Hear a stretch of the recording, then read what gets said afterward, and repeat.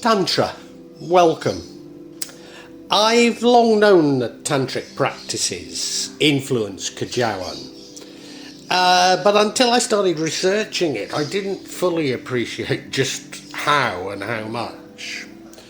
The other thing that's happened is, and you may have been following, that my Duke and brother-in-law has been using black magic against me and my family, but we've now realised that not only he's using it, but he's the main source. That doesn't mean that other people that I've mentioned haven't been using it, but the main source is indeed the brother-in-law. Now, I struggle to understand why he should want to kill me and my family, i.e. his family. And this exploration of Tantra does go some way to explaining it. So, I'm sharing with you the results of my research on Tantra.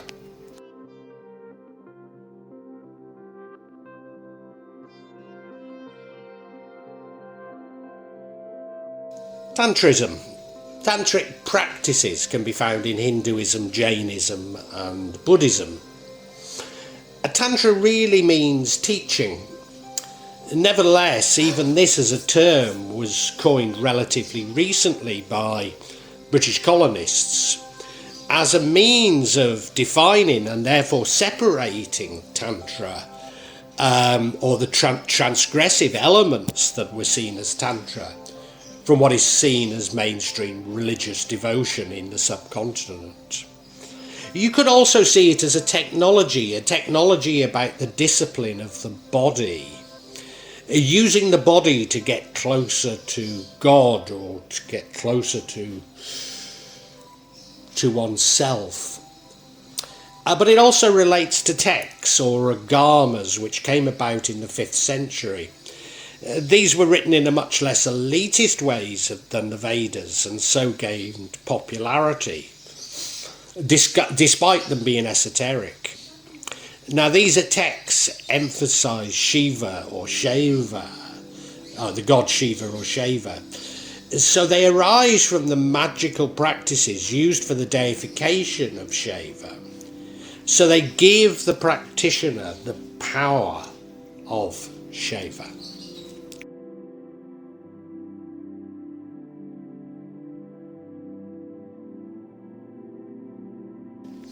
Shaivism. Shaivites see Shaiva or Shiva as the supreme god. So you might have heard me before. I've said that Hinduism isn't really a single religion. So even this is an oversimplification. But what you could see is that different elements of different Hindus see different gods as the supreme being. And that's an important distinction within Hinduism. Shaivism is esoteric. So the practices of Shaivism can only be revealed by a guru. So in other words, it's hidden, it's occultist in its nature. The focus tends to be a non-dualist, although there are dualist aspects of Shaivism. But to achieve an alignment with God or the essential oneness. And mantras are very common in Shaivism, using particular sounds which have symbolic and practical meanings, just as I do in my Dikhiya. Different mantras are central to different practices. And again, these are taught to one by a guru. So you tend to be given a mantra by your guru. And now they're often chanted out loud using a mala or prayer beads. Just as in my Dikhiya, I use a tasbih. And meditation is central to achieving this sort of alignment. And it's often merged with yoga practices. In fact, it's not seen as being any different to yoga. And mandalas are very important. These are geometric configurations which represent God or gods, worlds, journeys, etc. helping one to concentrate, helping one to focus in meditation. Chakras, well, I've talked about chakras before, but you know, they're normally seen as 7. They're seen as the body, an important tool in spiritual practice. So because Shaivism emphasises the body and the body as a vessel in which to find God, then tuning the body is achieved through these chakras, through balancing the chakras. And indeed Kundalini, which you've heard me talk of before, and the light that I talk of, was probably from a Kundalini moment that I experienced. But this comes from the base chakra, and the base chakra contains the Kundalini energy, which you can, with practice, release throughout your entire body. It's likened to a snake uncurling itself along your spinal cord. And as I've said, the body is the main tool by which practitioners connect to the universal power. Shaivites normally, would lead normal lives. So most people lead a normal life. They have jobs, they have families, etc., etc. And they see this practice, this leading the normal life, as part of the divine feminine, or Shakti, which is the material world. Indeed, the union of Shaiva and Shakti is expressed through what you'll have heard of as being Tantric sects. Siddhanta Shaivites have a dualist view of Shaiva as a deity, whereas a non-dualist version of Shaivism is called Kashmiri Shaivism. This sees Shaivism as the reality of all things, if you like, whereas Shaktiism identifies with the mundane and material world. Therefore, the body and the mundane play an important part in Shaktism. Tantra has the tradition of the right and left-hand paths. And the left-hand path, which you'll have come across, sees practices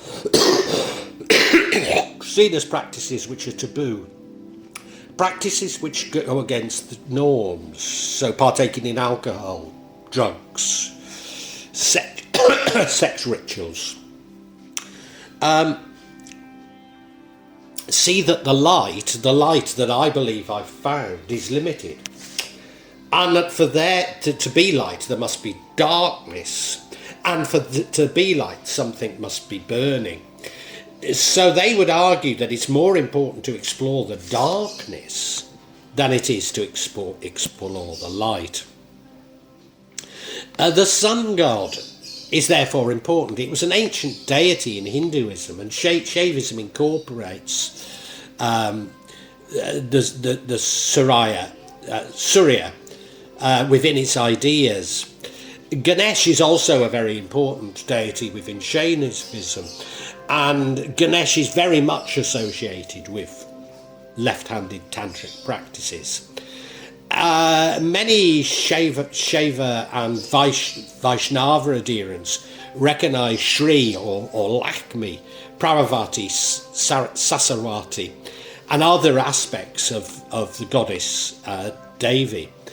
Similarly, Shakta Hindus revere Shiva, goddesses such as Parvati, Durga, Radha, Sita, and Saraswati. And they're important in Shaiva and Vaishnava traditions.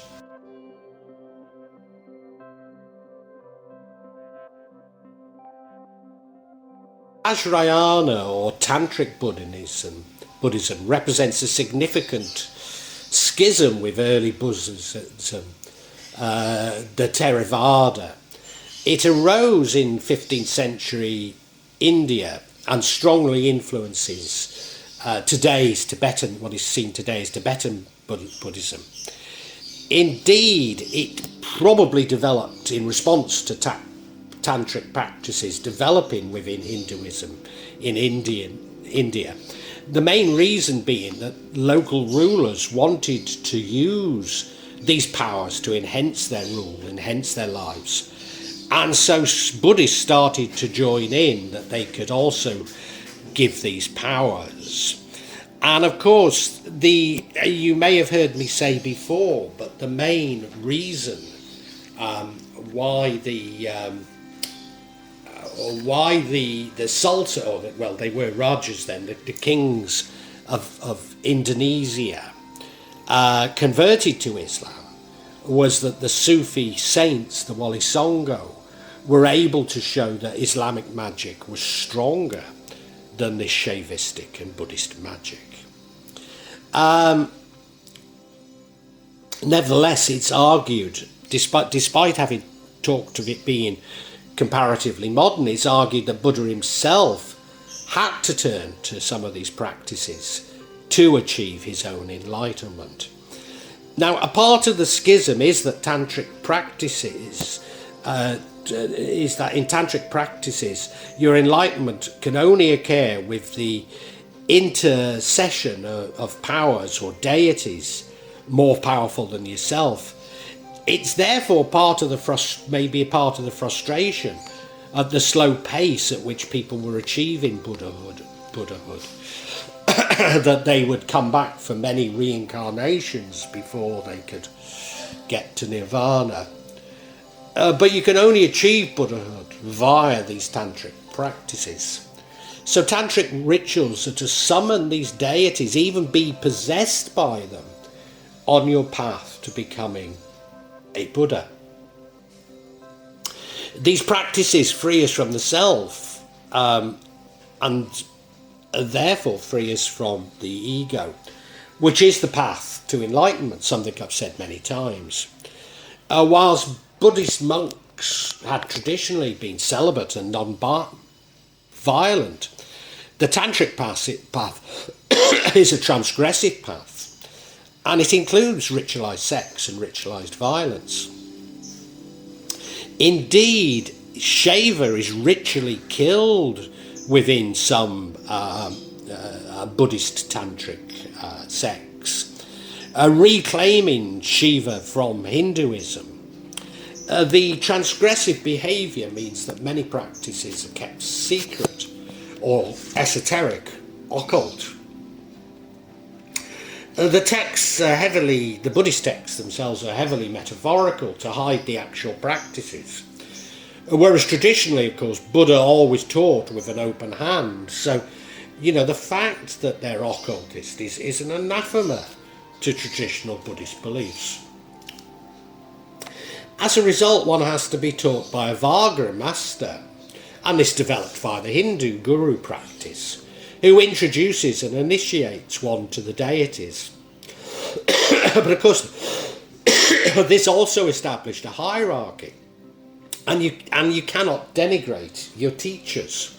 So it's introducing into Buddhism things that are really an anathema to many traditional Buddhists. Impurities are used within rituals, so human sperm is important, drinking alcohol, murder, maybe even eating human flesh, cannibalism.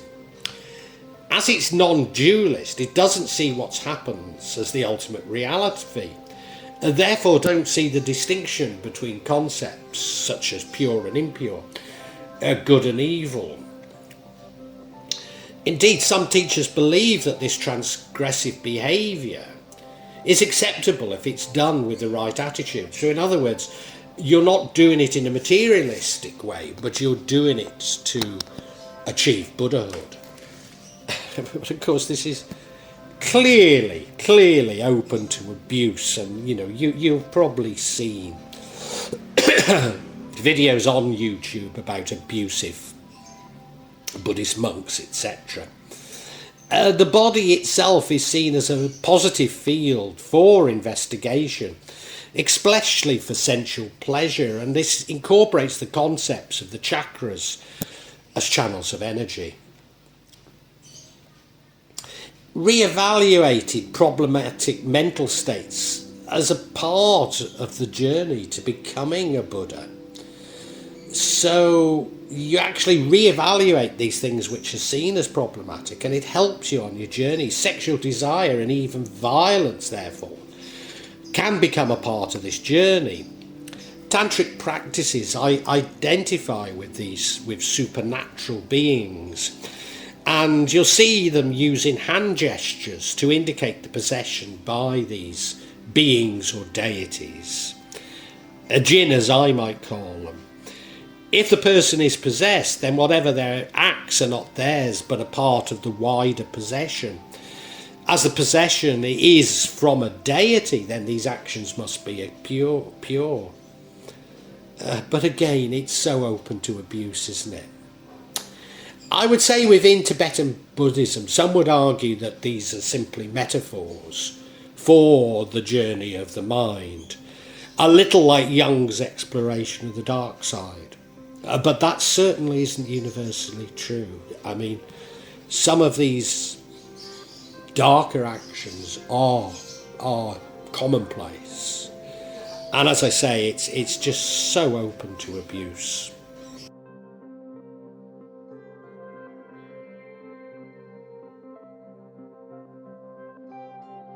Kejawen, Shaivism, especially Mantra Magara Shaivism, like some other aspects of Hinduism, spread to Southeast Asia, especially Java and Bali. Indeed, the Majapahit Empire, which you'll have heard me talk about, and you know, I'm so interested in it, had Shaivism, stroke Buddhism, as its central religion, which in many respects is the origin of Kejawen. This tradition continues in Hindu Bali, where Buddha is considered to be the younger brother of Shiva. Shaivism has a non-dualistic sub-traditions, Advaita. Its central promise has been that the Atma, or the self, of every being is identical to Shaiva. Its various practices and pursuits directed at understanding and being at one with Shaiva within. Whereas Kejawen is about finding Jaigusti within. Unlike Shankara's Advaita, Shaivism moniscals consider Maya as Shakti, or energy and creative primordial power that explains and propels the existential diversity. Shaiva is often called the Bahatara Guru in Indonesia. Bahatara Guru's wife is the same Hindu deity Durga. And she also has a very complex character with benevolence and fierce manifestations, each visualised with different names such as Uma, Shri, Kali, etc. And what I have to say is that this exploration seems to have explained so many issues within Kejawen that I myself have struggled with.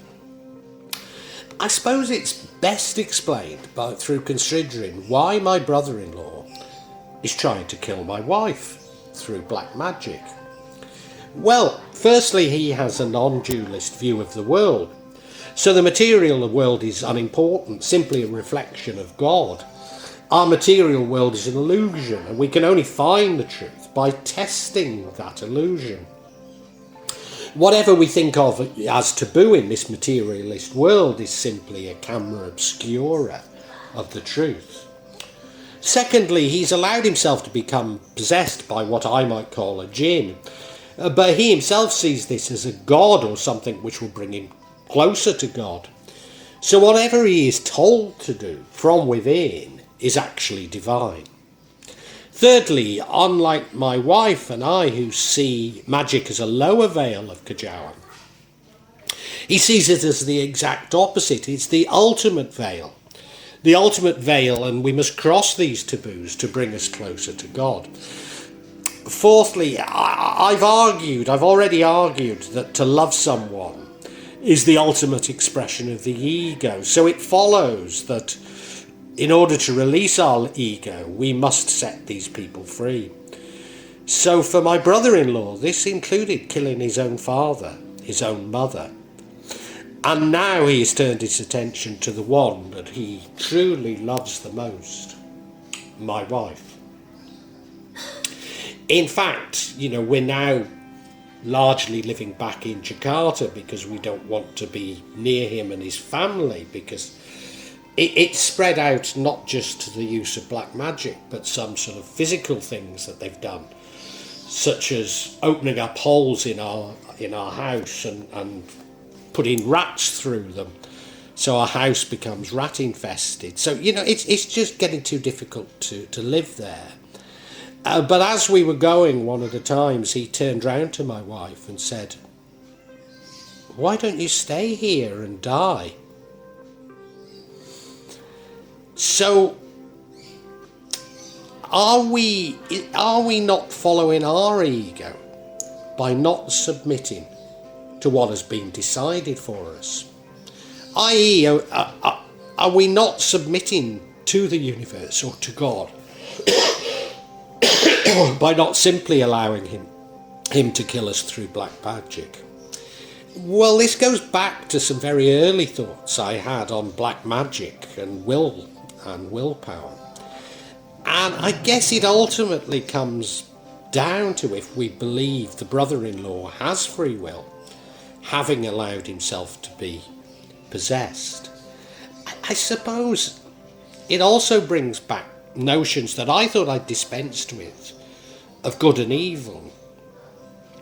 For do I believe he's possessed by something malicious? And I think I do, rather than something divine as he does. And if I'm right in my view, then we must resist it. But you can see it's brought me right back to thoughts that occurred to me when this black magic started some 10 years ago.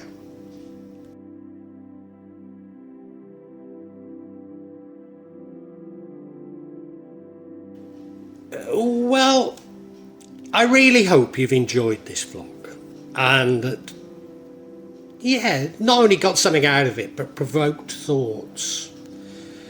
I'm not here to push my beliefs, my thoughts on you, only to open up your own thinking, get you thinking about the world and life. When I started the Real Magic of Java, I believed that I'd only release them every month or maybe every 2 months. But now I find myself adding to this subsection once or twice a week. But please subscribe and hit the bell to get notifications for when I add new parts to this subsection.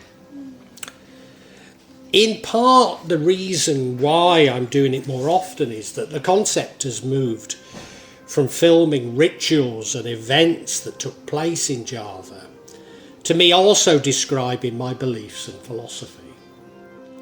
And that does come in response to people expressing an interest in it. But of course, me actually seeing rituals and events really doesn't happen so often. What I would say to you is that there's no attempt at subterfuge on my behalf. And when I do experience rituals, I will include them for you to see. And as I say, there's no way I'm trying to mislead you. And if I believe there is subterfuge, if I uncover it, I will point it out to you. I'm trying to be as honest as I can be. Now, please make comments, please ask questions, and I'll try to be as honest and open with you as I can be. Of course, there will be some of you who disagree with me, particularly when I talk in terms of my own beliefs, my own feelings. And, you're welcome to alternative feelings, and we can agree to disagree.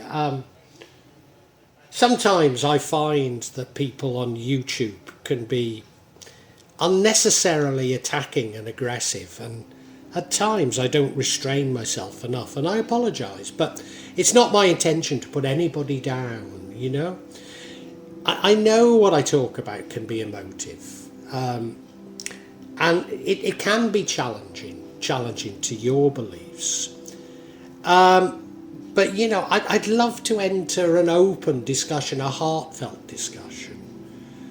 But unfortunately, I often come across things that are, especially when people quote the scriptures to me, I've just no idea where it takes us, you know. Because I'm speaking from the heart, you know. I mean, you know, sorry, if you want to quote the scriptures at me, do so, but it doesn't have much impact on me, you know. I personally have no desire to impose my feelings on you, and I suppose when people try to do it to me, it washes off, you know. All I'm trying to do is I'm trying to share my feelings with you, and I'd love an open discussion on feelings. I really would love it, you know. And sorry if I don't always react as best I should. I try and cure this in myself, but I think this is part of the sort of narcissism of social media that I talk about so much in this subsection. So look, if you've enjoyed it, I really urge you to listen to other sections on this channel, particularly the 4 audio books that I've uploaded onto this channel. Yes, they are in a novel format, they are novels, but they go into much greater depth than my thoughts and feelings. Now, what I would say to you is these are sequential, so my thoughts and feelings develop as we go through each chapter in each book. So it does begin with 1.1, the Chinese cemetery. But, you know, hey, it's up to you. Feel free to dip in as you wish, as you want. And, you know, really heartfelt thanks for listening to this. And I really want to say a great big thank you, and God bless you.